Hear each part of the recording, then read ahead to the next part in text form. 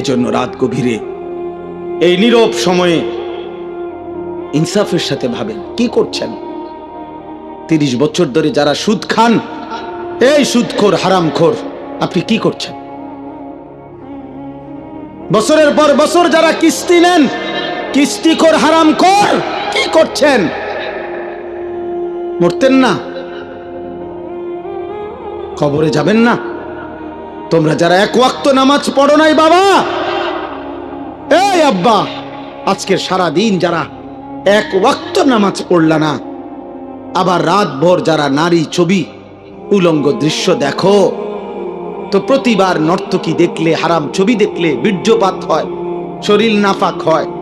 আর আল্লাহর নবী বলছে, চোখ দিয়া হারাম ছবি দেখলেও জিনা, দিল দিয়া ভাবলেও জিনা, আর নিজের হাত লজ্জাস্থানে ব্যবহার করে নাপাক নষ্ট করলে তাও জিনা।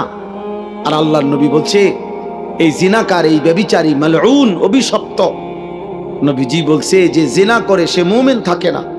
লা ইয়াজনি জানি হিনা ইয়াজনি ওয়া হুয়া মুমিন। সারাদিনে এক ওয়াক্ত নামাজও পড়লা না, রাতভর ছবি নারী অস্থি দৃশ্য দেখে শরীর নাপাক করে এই যে শুয়ে রইলা, যদি আর ঘুম না ভাঙে,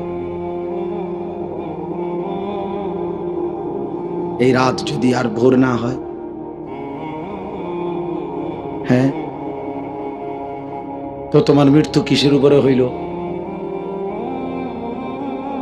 তো তোমার আখিরাত কি হবে? হ্যাঁ,